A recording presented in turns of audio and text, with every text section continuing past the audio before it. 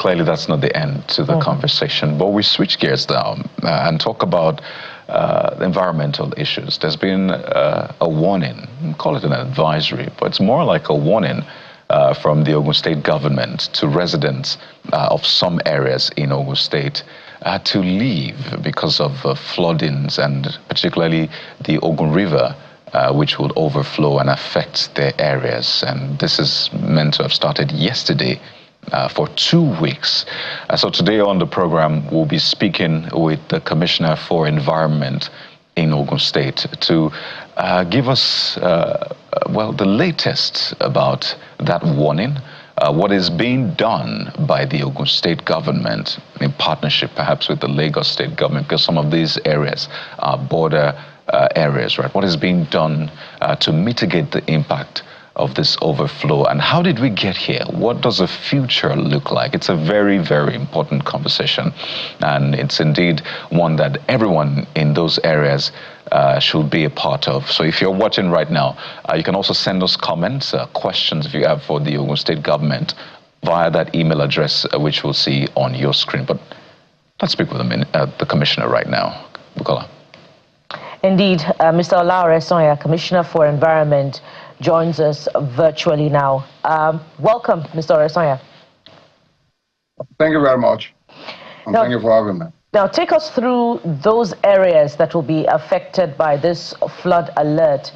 And more importantly, I want us to talk to us about the management of the release of the water, which is what residents of affected areas often have reservations about. That it is the measure that is, in fact, significant and often compels them to leave their communities for the period, and it is not necessary if the water is measured in release. Well, the advisory we gave is not for the general. It's not a general thing. It's targeted at people who are living by the riverbanks and who are living within the wetlands. And that means the wetlands in Ogun State. You recall that Ogun State is also a coastal state, all right? And from the advisory we gave earlier in the year, in March 28th to be precise, we gave a broad advice to everybody to know about the two patterns of flooding we're going to have in Ogun State: the flash flood and the coastal and the river flooding. So, and in the middle of the whole season, we reminded our people what to do with the flash flood. Now we're in the second season of our flooding, which is the coastal flooding. Now, recall that the people we're referring to here are people who are living within the floodplains, These are people living in wetlands. And there's a natural activity that will happen during this period. Natural activity, there's going to be high tide. If you look at the tidal prediction, it's there online for everybody to look at. The Lagos Lagoon will rise by slightly over 1 meter this period. Now, when the lagoon rises, and this is where the inland water will empty itself into, now there's going to be impediment to flow of water into the lagoon this time around. Now, from Ogun River Basin or Oyan Dam receives water from the northern part of Nigeria. There has been a lot of heavy rainfall. That water is gravitating towards Ogun State into the lagoon, and Oyan Dam will receive this water. The dam cannot hold on to that water. The dam is not designed to hold on to water. So what the dam does is to hold water for irrigation and for other purposes, maybe electricity and the rest of it, and release it when you have excess water. That dam must release the water. They cannot hold on to it. We don't want a situation where the dam will break off at this period. So the dam has been releasing this water now responsibly. We'll be monitoring them. Okay, this time last year, they were releasing about 17,000 million gallons.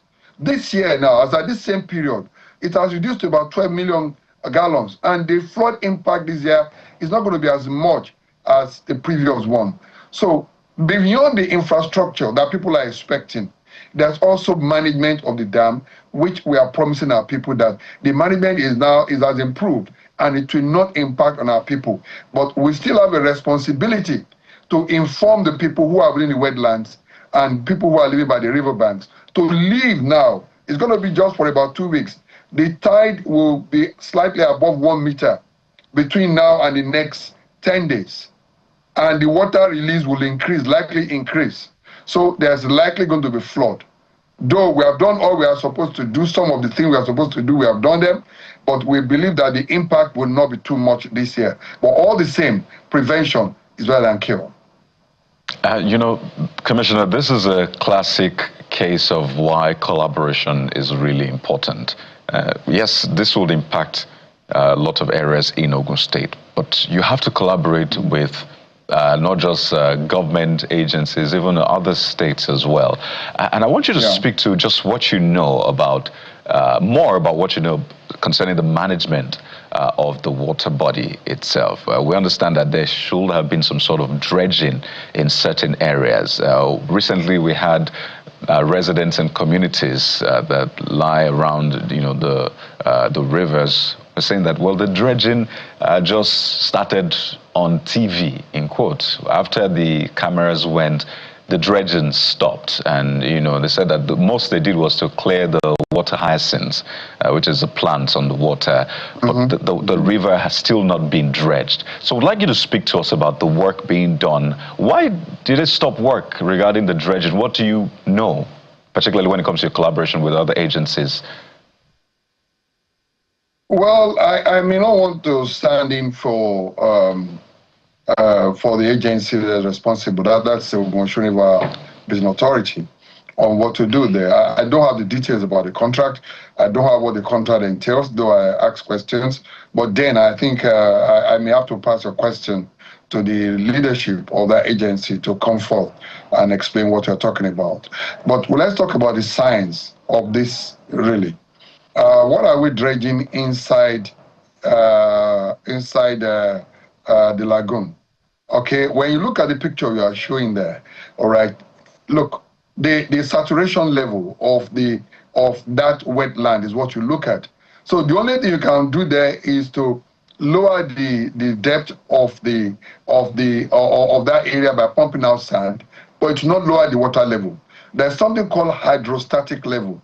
Water will find its level. Whether you lower it or not, the level will stay where it will stay. So even if you dredge that lagoon, that outlet there, I don't see it having much impact.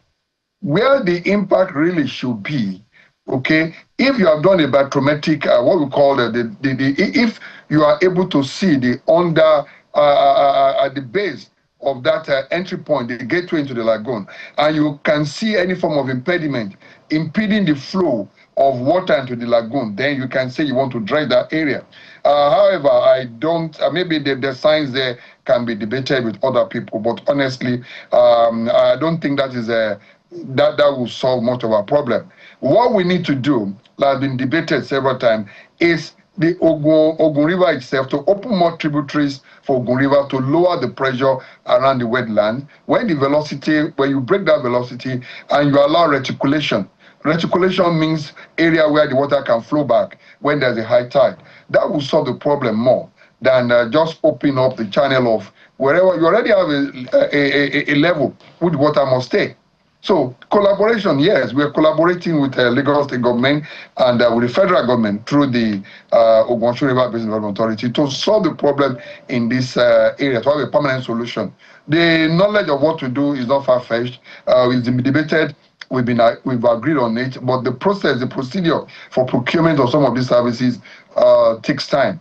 All right, so what we can do on our side as Ogun State, where we have a larger number of exposure, is to make sure one will prevent any form of lamentation, give people advice on what to do, and what we're supposed to do to open up more tributaries. Yes, we have done the Okparo River, okay, and that is already giving relief for our people in the area. It's having an impact, and we want to open up more of that channels in the area to allow the water to dissipate its energy in other areas. There are several other channels which you can open the tributaries to.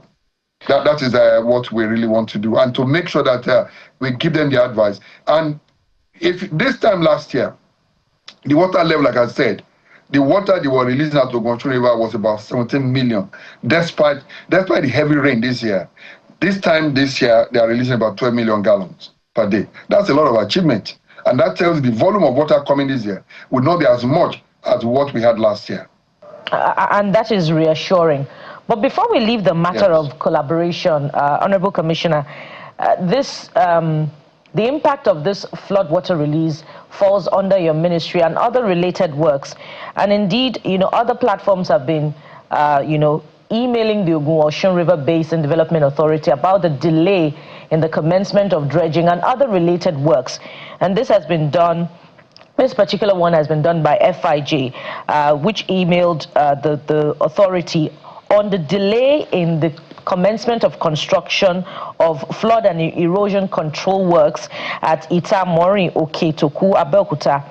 Can you speak to us about the delay in that? That is directly under or related to your ministry. 120 million naira was allocated, and that has been delayed, besides the delay in the commencement of the dredging of the Ogun River. Doesn't your ministry collaborate or demand some form of accountability from the Ogun River Basin Development Authority, because it impacts on the work of your ministry? Well, thank you very much. I think at the level of my collaboration does not give me the power to demand for any form of accountability to my ministry. That's a federal agency. And I think the accountability is only the Minister of Water Resources that can demand that. All I have to do, my level of collaboration is at the information level, and I get information every day from the Managing Director of Ogun River Basin Authority. I get reports every day on what the water level is, and we've been doing that throughout the year, making sure that I monitor the water, the reservoir level, the number of gates they are open, the percentage of gates, and even the rainfall on daily basis, to make sure that our people downstream will not have negative impact this year. That is much I can do. And so far, so good. We've been able to do that to reduce that release of water. And to me, it's gladdening in my heart that our people will not have much impact this year like they've been having before. And I can tell you, like I told you, last year was about 17 million liters as at this time of the year. This time around it has reduced drastically to 12 million gallons, 12 million liters per day.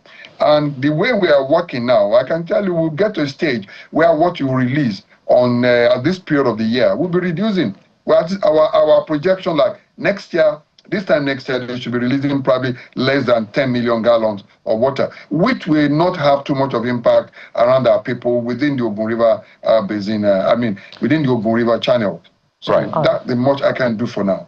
So for the benefit of those who may have missed this, can you quickly list out those areas, again, that should be concerned and should move?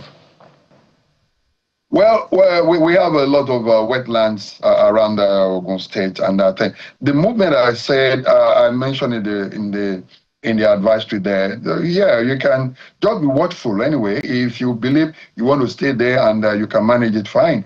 Just elevate yourself for Akute, Isheri, where you are there, around there, Isheri, Kara area, the Alagbole area, Magboro.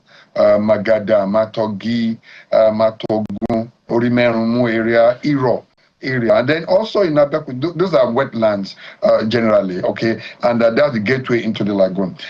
For around Abeokuta, we have Amankajola area, we have the Lafenwa area, we have Enugada area, Adedotun, Iberekodo, and Ago.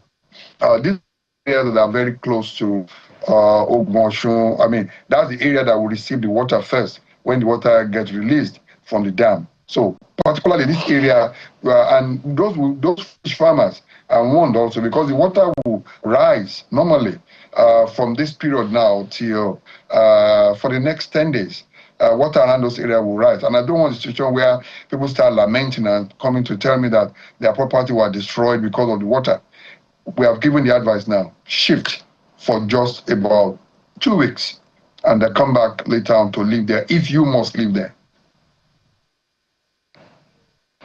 All right, Honorable Commissioner, there's so many more questions to ask, particularly as it has to do with drainages and proper channeling of canals, but we must anchor at this point and leave you to reflect on that part of the conversation as well, because the people have talked about the governor visiting and promising that that will be taken care of to also mitigate the impact of the flooding. Mr. Olaore Soya is the Commissioner for Environment in Ogun State. Thank you for your time on the program. Thank you for having me.